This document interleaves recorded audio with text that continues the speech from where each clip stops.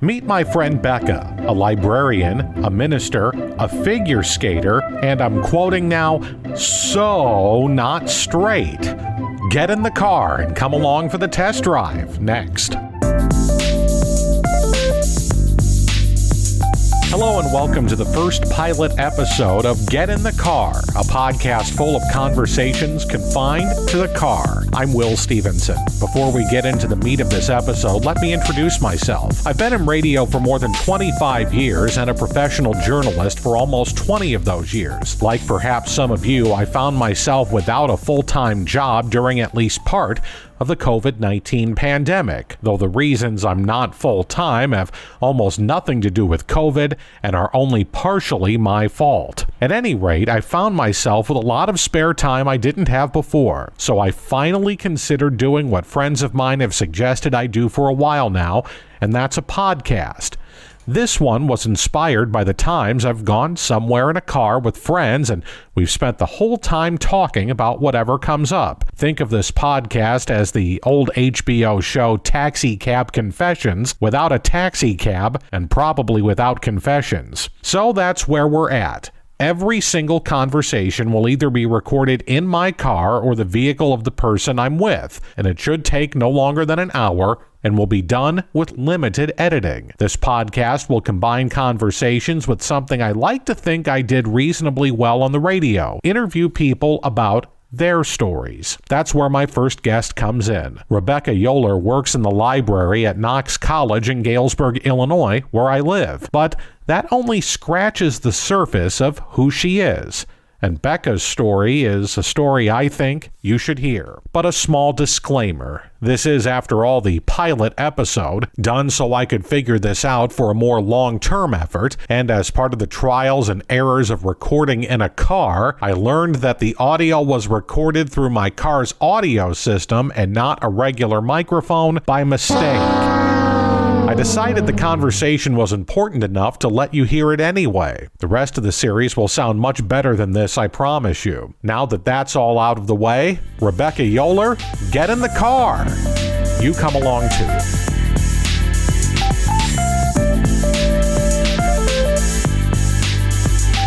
All right, Becca, the purpose of this podcast, we would just be on the road talking, and in some cases that would probably involve having no set plan in mind as to where we were going, or every plan in mind as to where we were going.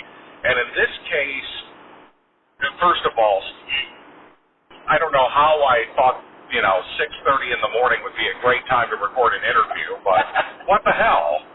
Hey, it's, the birds are awake, but hey, the sky's awake. That is it's not true. even dark. When I do this in the summer, it's dark. Yeah, in that's the winter, that's almost depressing. Although the good point is, when I used to drive to work this early, the sun is not quite in my eyes yet, so that's an advantage. I have seen many a beautiful sunrise as I drive. Exactly, yeah. to Peoria. Me too. But the point is, I'm taking you to a figure skating practice, am I not? You are. You're taking me to my skating lesson and my practice time.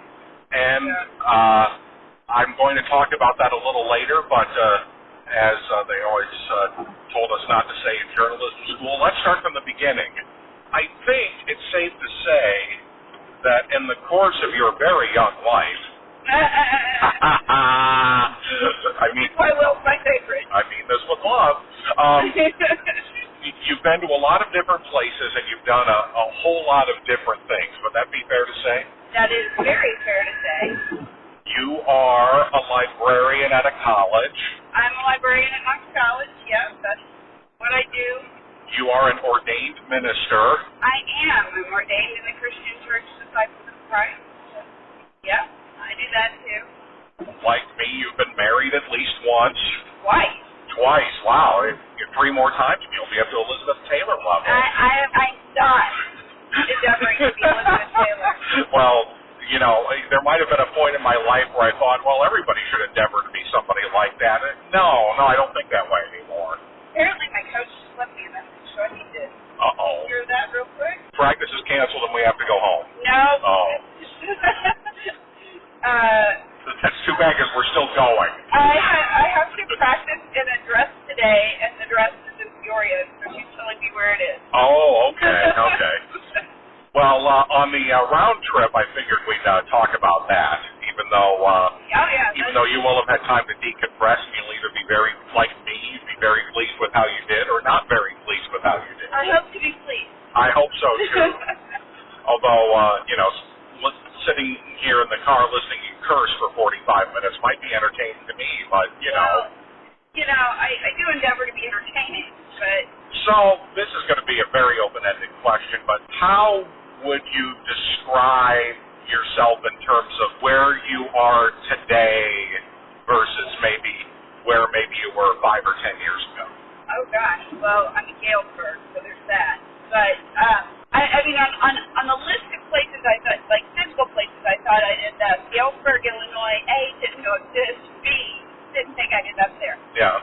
But, it's so funny because it's where I am in my life, and kind of all meshed together when I got to Galesburg. It's a bizarre kind of thing. So, I had no idea that I'd end up here, but also, 5 years ago, it would have been what year? 2016? Yeah, something like that, I was living in California with my second spouse. I had just had ankle surgery and was looking for a job. So I had no idea that I'd end up in the middle of nowhere in Illinois. But I was a librarian still then. I was a newer librarian. But,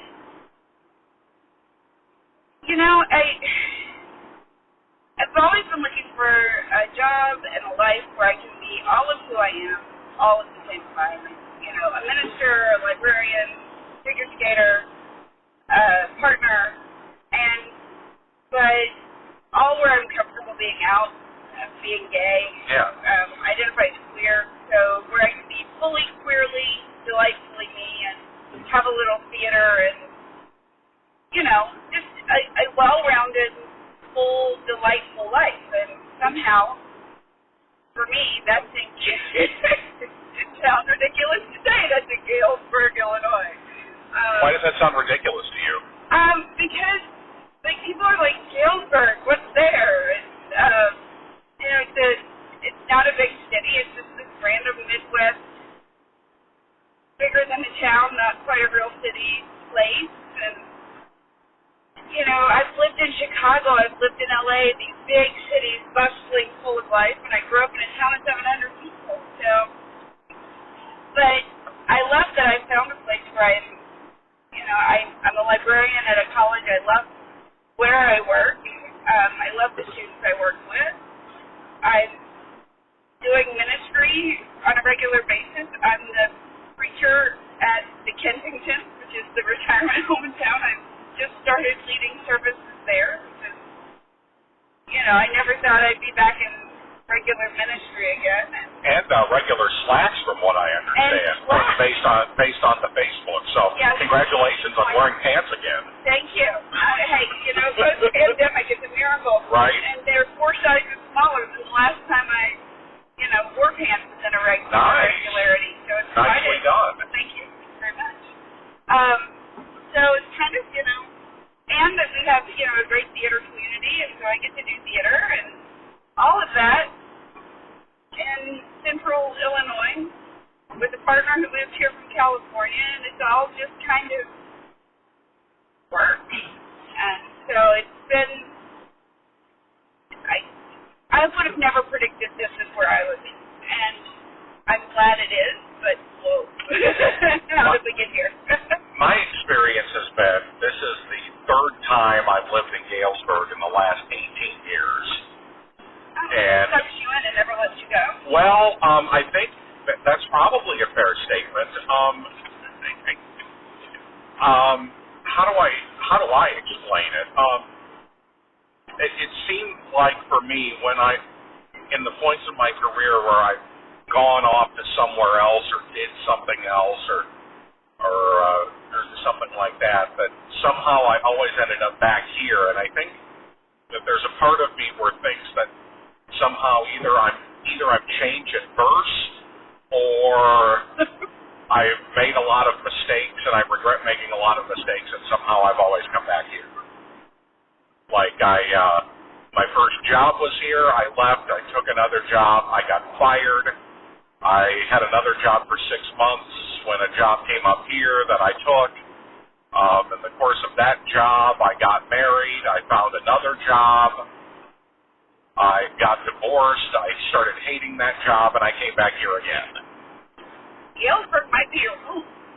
You know, I kind of think so. I joked that when I got my first job in Galesburg, away from Chicago, mind you, after just graduating college there, that it was just close enough to my family to keep me sane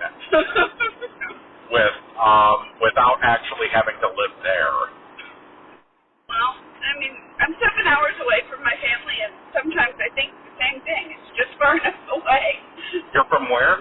I am from Bedford, Kentucky, which is in Trimble County, Kentucky, which is the 4th smallest county in the state of Kentucky. Well, you should, I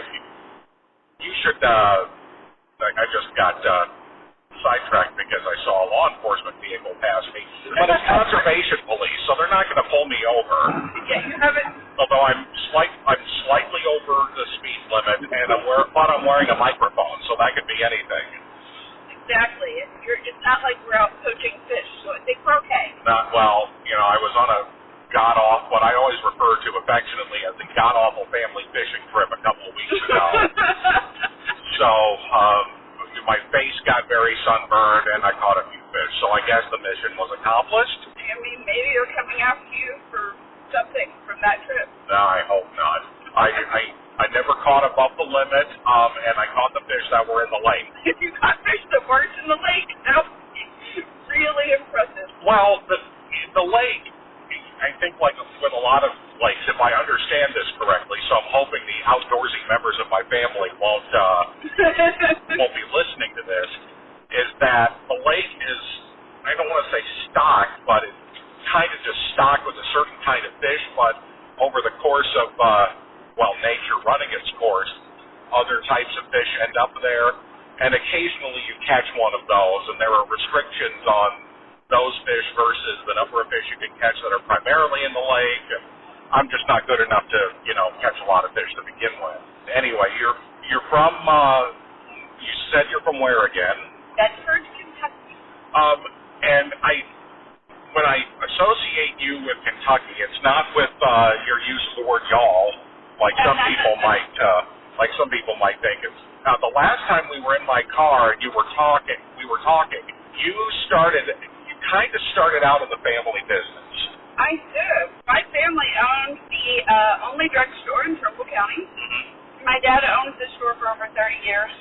My dad's a pharmacist, and I could have used your dad yesterday, by the way, but that's another discussion for another day. So we owned Morgan Drugstore. We bought it from Carol Morgan, and apparently Dad thought changing it to Yowler Drugstore was a bad idea. I think that's a terrific name for a drugstore. So we bought Morgan Drugstore in Bedford, Kentucky when I was 8 years old. I started going to work with my dad on Saturdays, and at that point, and I always had a job at the store. When I was even 8 years old. At 8 years old, my job at the drugstore was usually cleaning shelves. Of course, yeah. Dusting, etc. There was a host of women who worked at the store, and they were my second, third, fourth, fifth moms. I was raised by a gaggle of hen-pecking women that I loved dearly. And it was a small-town drugstore, so it had, of course, the pharmacy, but it also had gifts and a soda fountain, a full-on soda fountain, and with nickel cokes. I find that the fact that you were, for all intents and purposes, a soda jerk, I find that cool as hell, but that's just me. Yeah, so I learned how to work at the soda fountain, so I was a soda jerk, and when I tell people that, they're like, what, did you grow up in 1950? And also, Bedford, Kentucky, kind of. So yeah, I learned how to make ice cream sodas. I can scoop ice cream like nobody's business. I'm very particular about my ice cream scoop. It has to be a proper scoop. It can't be one of those weird things with the clicky thumb. You don't need that. Well, you know, and if I watched fictional TV enough, I would know that you almost have to, like if you're scooping out ice cream for like a sundae or something, it almost has to be a work of art. Yeah, and you have to like, our cones were huge, and you have to like, there's a way of, you know, moving the scoop into the ice cream that fills the scoop that's rather, you know, hefty. And I always prided myself in being able to like really get a nice scoop on the cone and to be pretty. We had baby 10 flavors, so it wasn't, you know, it was no Baskin Robbins, but very few things are. We served Borden ice cream. Yes, And I learned how to make a mean milkshake. I make a very good milkshake, and an ice cream soda, and we did malt, and we had frozen mugs for root beer.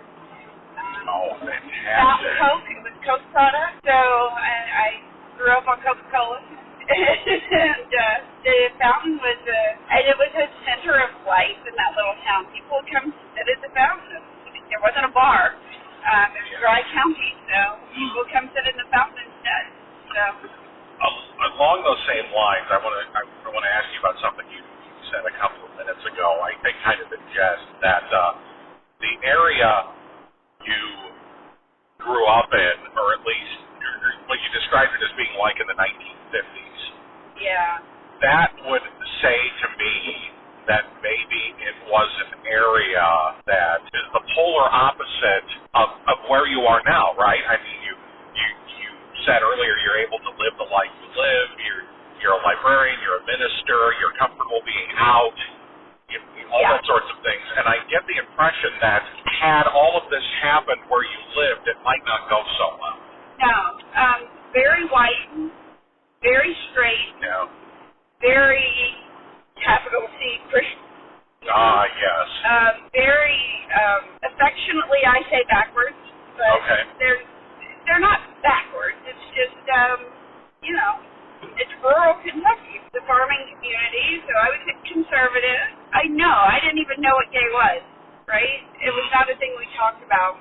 And I remember when the AIDS epidemic started, there was people started talking about gay people, and that was the first time I'd ever even understood that you could be attracted to someone of the same sex, which kind of explained the feelings I had in the middle school locker room, but I didn't know what that meant, and certainly didn't address it again until later in life when I was like actually, you know, reckoning with my sexuality. See the USA in your Chevrolet. I'm going to take a brief, what I'll refer to as an exit ramp here. I'm in now the second of at least 3 construction zones on this route to Peoria, and the last time, I think it was last week I was in Peoria. This drove me nuts. Honest to goodness, can't we just close 40 miles of road and fix the road all at once and not do it piecemeal? Well, as they say, you know, be like I-74, never stop working on yourself. That's a very good point, yeah. You know, we're being like I-74. But it ruins my bad habit of going just slightly over 70 miles an hour and not stopping the whole way I'm trying to get somewhere. I do this drive 3, 4, 7 weeks, 5 times a week. I've gotten, very used to it. Yeah. But people don't drive well. No, they certainly don't. In this situation, I have had nearly been run off the road by semis who did not want to slow down to 55, and I'm like, the little sign says photo enforced, minimum $250 fine. Yeah. I cannot afford that, so we're going the limit. Thank you. Yeah, sometimes I think photo enforced, though, is really just there for display purposes, but possibly. But I've also, as a reporter, been to areas where they've, where they've actually had legitimate equipment and cops there enforcing the speed limit. So I'm not willing to play with $250 is a big gamble in my world. So no. Although that said, I've probably changed from my younger years, wherein I was married, I was driving from the Quad Cities to Galesburg every day for work. And one day I was so late, I got for work. This was at like 5 o'clock in the morning. I was supposed to be at work, which is bad enough. But I got 2 speeding tickets in one day. One as I was getting on the interstate to go to work, one when I was getting off the interstate to go to work. And I'm surprised I wasn't in any more trouble, fine or penalty-wise, than I actually was. Wow. Lucky me. Yeah. Indeed. But anyway, all right. Now that I got that out of the way, you said you mentioned, quote, feelings you had in the middle school locker room. Oh yeah. Was that really kind of the first time you thought that maybe? Yeah. I'm gonna sound like Phil Donahue, I swear here. Just hold the question. Are you there? Hi. You're going. Started out in Dayton, Ohio. Things I know. That's the first time you felt like you weren't like the other kids, so to speak. Well, I mean, that's hard because I was never like the other kids. How so? I was a gifted kid. Okay. And so I read early, and I was kind of smart, and sort of same here, yeah. So I had trouble fitting in because, you know, in these days I would probably, hopefully, be diagnosed as somewhere on the spectrum. Yeah. As my inabilities to, like, make friends and to sustain conversations with people my age, etc. Like this. I'm not sure that that's not where I was. You know, I notice it today too. Like, I make observations and I notice things that I guess other people don't notice. And I'm very averse to change, and so am I'm I. very like routine oriented. And now that we know more about the autism spectrum, you know, I feel like there's probably a diagnosis along that for me, but you know, it was the 70s too, so I was always different. Yeah. And I never, you know, I read early again. I would live with my books, but I was never boy crazy, like, you know, how girls get. I knew I was supposed to be boy crazy. But that's if you believe that the basic traditional social construct, right? Which I think I think most smart people have figured out over the years that there's more than one social construct. Right. But, you know, 12 years old in rural Kentucky, there was one construct. Sure. You know, this would have been the 80s in rural Kentucky. There was one construct, and I knew enough that I needed to pretend to fit into it. Mm-hmm. But I also knew that, like, there was a person in the locker room I was very attracted to, and I knew that was bad, so I had to not be attracted to them. And so I never really understood being who I was for years. Yeah. I mean, I married a cis guy, and yeah. You know, I had a heterosexual marriage. It was a long, crazy journey figuring out who I was. And it wasn't until I was in this is hilarious seminary that I figured out that maybe I was queer. Yeah. So if you thought for all these years that you were different, what made you decide that you were going to marry a cis male? That's what I was supposed to do. You go to college, you meet a man, you get married, you settle down. And you start a family. That's what you do. Yeah. Right? I graduated from high school in 1993. We're, you know, firmly in the 90s. You know, gay was the pejorative term. Queer was terrible, and you know, nobody wanted to be that. Yeah. Which is hilarious now that I think of it. Like, of course I wanted to be that. I could have been. Yes, that's who I was. But it just never crossed my mind that I would do anything else. At what point, and I don't mean to interrupt you, at what point did you say that, you know, this really isn't working for me? Well, it's funny, like... Or did you say this really isn't working for you? No, that never really happened. Really? Yeah, so Kevin and I were married. Kevin's a great guy. We're still very good friends. Wish I was friends with my ex. Anyway, no, I don't. The other one I'm not friends with. But well. Kevin and I are still very close.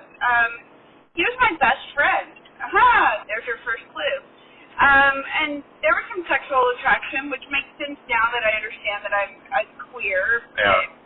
You know, bisexual kind of gets at it, but not enough, because bisexual assumes that gender is binary, and there's a whole thing there.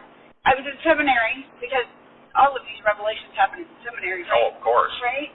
And I had a very dear friend in seminary. Her name was, I can't say her name because she was never out. She passed away, and I promised I would not do that. But anyway, I had a very dear friend in seminary, and we were cuddling on her bed watching a movie.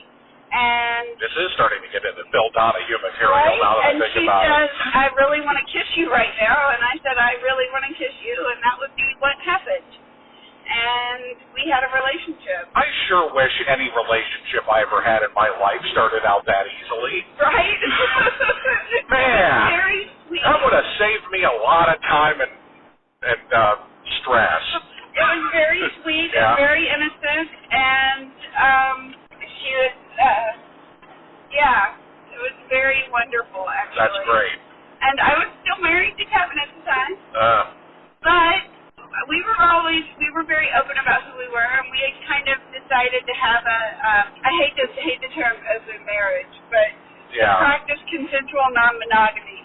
Well, you know, I know a lot of people who, well, for the most part, I think they're straight that practice, quote, consensual non-monogamy. And, you know, and so it's, I think, you know, regardless of how I think some people may feel about that, it seems to me that it was important to you to have somebody in your life like Kevin who I think at some point must have just said, you do you. Yeah, that's exactly what happened. He said, you do you. And he was supportive and loving, and it worked out. And then it didn't work for him anymore because I found a job out of state that fed my soul. He didn't want to move, and so we didn't. I moved, and he stayed, and we ended up getting divorced. And it was never, you know, it was a divorce, so of course there was some pain and some maybe not nice things said to each other, but we've never stopped caring about each other. Kevin called me just a week ago. Yeah. We had a conversation. So, like, we have, like, he was, you know, have some mental health issues, and I was having a real down time, and he called to check on me because he knows how that is for me because he lived through it. We were in a relationship for 14 years, married for 11. He's not, you know, no stranger to my mental state. Well, I don't want to, how shall I say, alter your mental state or something like that prior to your practice coming up here, because for all intents and purposes we're almost there. But speaking of which, it is half an hour before my lesson. It's time to take my Xanax. Oh, good morning, indeed. Well, this is the advantage of Will taking me today. You can do all the drugs you want in my car. Wait, what? Literally, on Monday during my lesson with my coach, she says to me, can you take an actual chill pill? I have a test session coming up on Sunday, and I'm a nervous wreck about it, and apparently it's showing up in my skating. Oh, so she asked if I could actually take a Xanax before I skated today. Again, I'll ask, I think, more about this on the trip back, but aren't you allowed to be anxious or nervous going into practice prior to a competition? Yes, but not when it keeps you from skating well.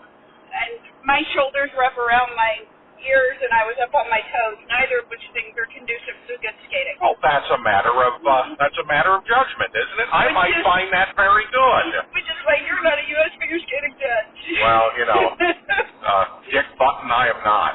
But Dick Button. Yeah, I know figure skating names, which I have to save all that for later because I have a specific story about figure skating I need to tell in regards to that discussion. But anyway, you're taking a Xanax. You're nervous. I have my Xanax. It's all good.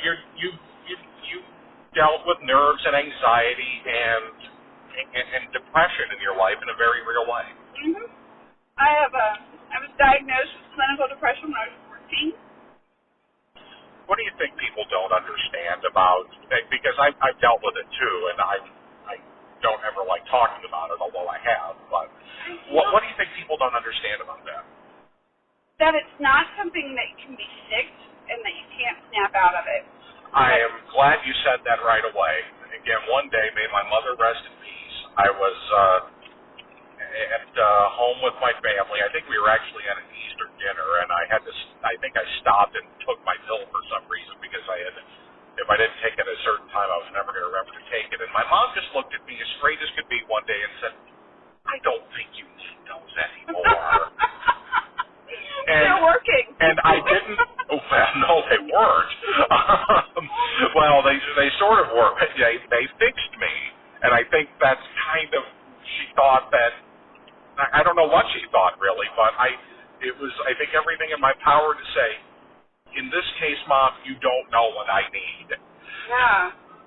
Yeah, people, I mean, my mom's a nurse. She's a nursing professor. Yeah. My dad's a pharmacist. So their understanding of... That's kind of helpful. Right?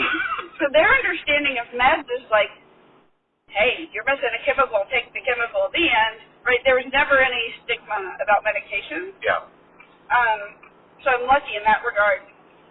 But the general public thinks it's just, oh, I get sad sometimes too. Yeah, this is a pervasive sadness that rules your life. Uh-huh. And that sometimes makes no logical sense. Yeah. And added on top of that is, I have anxiety. And actually, that's a strange thing happening. Isn't it?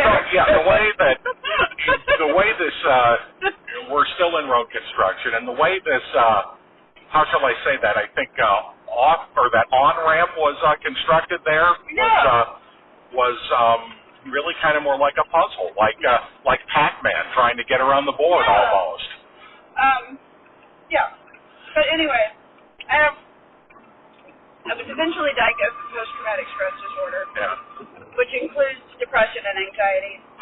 But, I've got I was first diagnosed when I was 14, so I have this 32-plus year battle with mental illness and Native Mental Illness Awareness Month. Right. So, what if I may ask, happened at that point?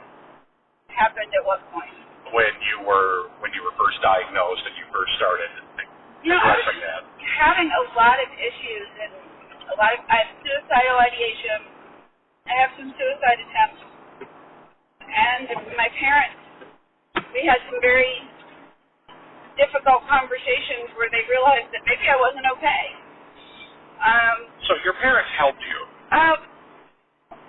Sort of. They did help me get to counseling.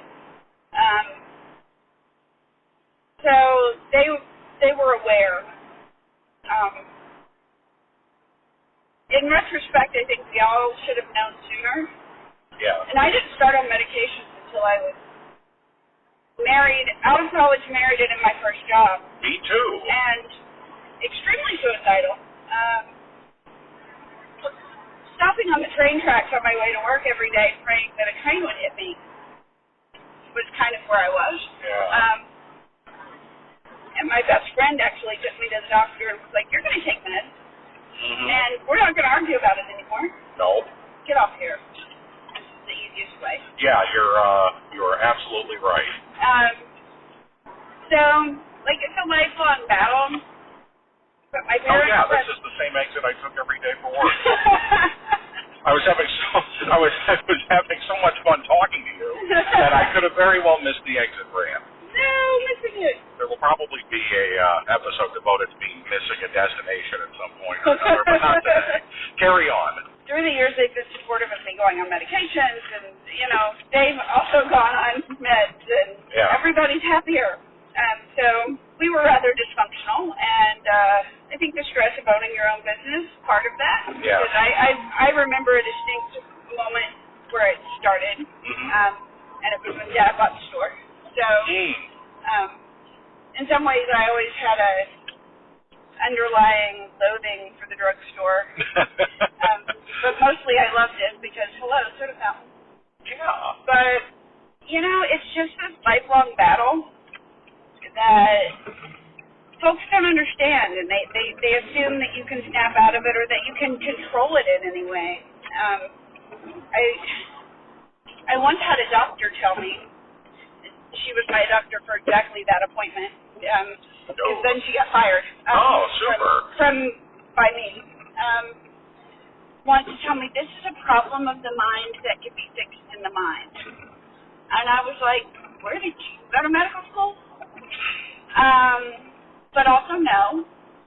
I had a doctor's appointment the other day where, and I should probably be more concerned about this than I was at the moment because, long story short, I've had some issues, and one issue I had over the weekend scared me enough to finally get me to go to the doctor, even though at this moment I can't afford it, but that's neither here nor there. But the doctor kept referring to himself kind of as an old school doctor, and sorry, eye rolls don't show up on podcasts. You're right. Just so you know, there was a big eye roll. Yeah, I felt it too. I didn't even completely see it, but it felt like it went right up my right arm and just almost gave me a stroke. Really? No, it didn't. But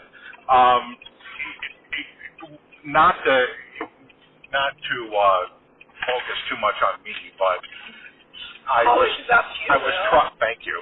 I knew you'd see my way eventually. I was trying to convince the doctor, among other things, he prescribed me some meds that I was on a long time ago that I'm back on now, that hopefully my health issues will get back on track. But one of them was an antidepressant that I could not convince him to just prescribe for me. But the clinic I went to also has behavioral health, so I'll just address it with them and it'll be fine. Yes. I hope someday. It'll be fine. Once my disposable income level goes up, I guess. But anyway, I had that. You saying that reminded me perfectly of that situation I had the other day. Your parents maybe both were and weren't helpful, I guess, when you first started, as I often say, fighting the good fight. Yeah, they were supportive-ish, but they were also part of the problem. So it was, family dynamics are hard, and is that a generational thing, though? I wonder, because as we were talking about before, that moment when my mom said to me about me taking my antidepressant, I don't think you need to take that anymore. Yeah. I think it's maybe that they were generations of people that maybe, I don't want to say battled, well, maybe I do. Maybe they battled their demons internally, but which also means that they didn't really do anything about it. Well, I think they were actually supportive of medication and therapy. Yeah. But our family dynamic and the stuff going on in our house were part of the reason that I was depressed and needed therapy. Yeah. So it was complicated in that way. Did they want to help you? Yeah. Our first therapist, my first therapist, and then they went with me, recommended this book called Parent Effectiveness Training, and it actually saved us.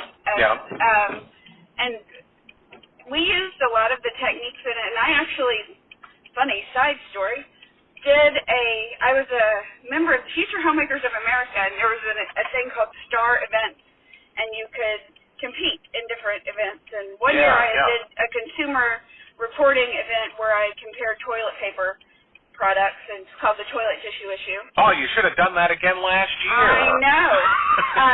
And I won regionals, but didn't place state with the toilet paper. But the following year, there was a category called Family Communication, and I talked about our use of parent effectiveness training and how it had worked in our relationship.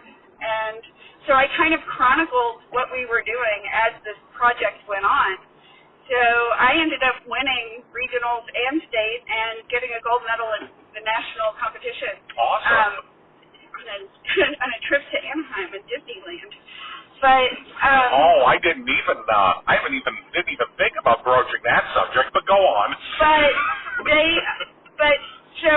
This is a huge part of our life for 2 years, to the point that it was part of a project that I did, and it helped. I think it saved my relationship with my parents. Yeah. And there have been ups and downs since, but I give a lot of credit to that therapist and that book for helping us get through some of the communication issues that were really, and at the time, my brother and I don't have the best relationship, and so that was complicated things too, but I think as far as my mental health diagnoses and treatments, they've been pretty supportive. Yeah, that's great. And they've been great about me getting therapy when I need it, and have been supportive. And when I haven't had insurance, because my dad is a pharmacist and my mother is a nurse, they understand the importance of not going off your meds. So they've helped financially in ways that I've been able to stay on my meds and, that's great. Do the things that keep me mentally healthy. Yeah, so, there's definitely, two sides, or at least a couple of sides to the whole situation. Like, they can help you at least with the medical end of it. Yeah. Maybe more so than perhaps other ends, but at least support is so key. Yeah. And, I've been lucky that Kevin, my first husband, was super supportive. My current partner is really supportive of, my need for therapy and, and not to make an unnatural segue, but it's a natural one, so maybe never mind. My show, this is my show. We've taken a lot of unnatural segues already, and before you take yours, I made an executive decision, assuming there's time. I'm going to take the non-interstate way back to Galesburg, so that'll give us a little more time. And also no construction. Yeah. I think that's grand. Yeah, okay. Fair enough. All right, so anyway, your segue. Well, one of the things that keeps me healthy, and one of the things that's key in my mental health, is skating. Yeah. And in fact, if I don't skate, I have a harder time handling the PTSD and the depression and anxiety as they come up. I think that's, and every time I've seen you post on social media about skating, even when you've had not such a good day skating, I've always been able to tell that it's been more of a help to you than that, even if you slip and fall, if you will, for lack of a better term. Oh, I slip and fall. It's ice skating. I don't mean to gloss over it, but in the interest of time, we could probably drive to Des Moines and back at this point in time and not cover everything I would probably want to ask you, which is a good thing because, not to sound almost self-confident, because I'm definitely not most of the time, but I think that speaks to how much I enjoy having a conversation with a good person. So. Well, there's a lot to talk about. Right. So it's great. So as long as then we're in the skating realm, and I think we'll pick back up on some of these other things here in a bit. But so this part of the conversation is coming while we're still in Peoria, and after I just picked Becca back up from her skating practice today. And while I'm frantically downing protein. Yeah. And boy, can I smell that protein. Sorry. That's all right. Meat and cheese sticks are not necessarily the most fragrant of the choices, but it is the fastest protein delivery. I'm diabetic, and I should know that would probably be a lifesaver if I really needed it, but no.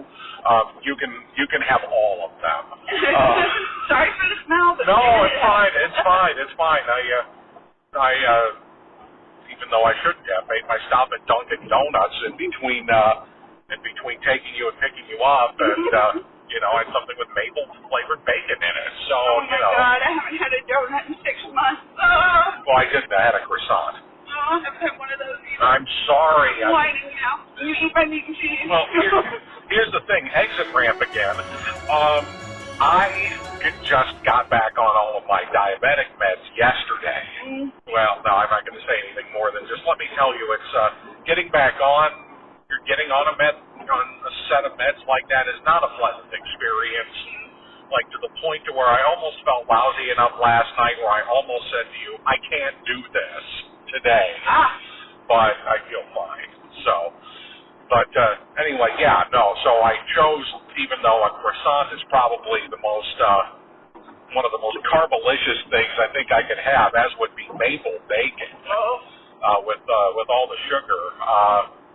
I had to take my meds with it, so everything will be fine. Everything will be fine. Eventually. And that is part 1 of my conversation with Rebecca Yowler. Part 2 of the You're the Inspiration of the pilot episode of Get in the Car should be available soon, and we'll talk about figure skating, religion, and libraries, and the importance of doing your research. Please email me if you have comments or suggestions, and as I said at the beginning, please bear with me with the audio on these first couple of episodes. We'll get it right yet, I promise. I'm Will Stevenson. Thank you for listening. We'll see you next time you get in the car. Be kind to one another. Get in the Car is produced and edited by Will Stevenson. Production music, Hide and Seek, Cruise Control, and Feather Duster were created and provided by Shane Ivers at silvermansound.com. You can reach me at willstevensonpodcast@gmail.com. That's willstevensonpodcast@gmail.com. Copyright 2021 by Will Stevenson. All rights reserved. Please drive safely.